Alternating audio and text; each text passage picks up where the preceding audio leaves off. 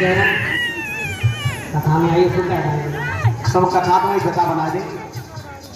क्या चुनी पर भगवंतपुर कहता अच्छा ढका वो दाल निकलते तो खरे तुम्हारी संग में रहा भगवंत ढंग दी गई है ना।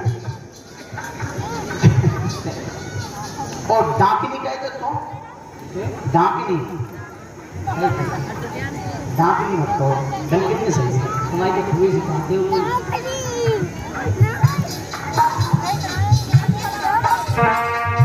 सोई तो लक्ष्मी कहे पिया ही पाले जग को, ये पता नहीं है तुमको मेरे पिया जो पाले जग को, ये पता नहीं है तुमको नहीं ये गुना नहीं होती मैं किसको भी घर पाली।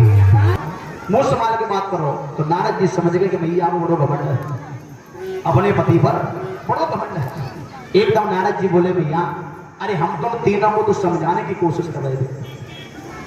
तो पहले तो मैं ये समझता था कि तुम तो बड़ी उच्च कोटि की मां हो, संसार तुम्हारी पूजा करता है, लेकिन तुम तो बहुत गिरी हुई हो।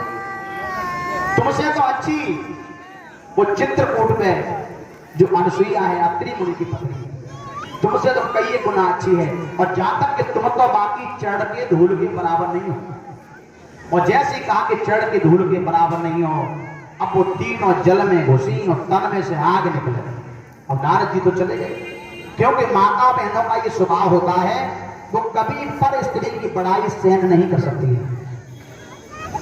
और पर स्त्री की बड़ाई तुम करती हो जे कितनी कहती हो तो फलाने की पत्नी बड़ी अच्छी है, फिर देखो संज्ञा में रोटी मिली है भाई मरा जाके ना करो महिला चाहे भले हो खुद एक आपकी हो।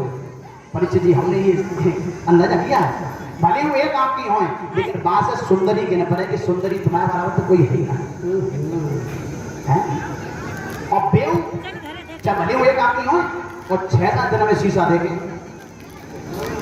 भाई ये काम की बनवाए, लेकिन देखो नाक तो अच्छे मालूम पड़ते हैं तो तुम सारा हाँ, और तो अच्छे मालूम पड़ता है मटका संतरे खा हाँ हमसे खाओ अपनी बढ़ाई और दूसरे की कर दी तो भावे खड़ी हुई है।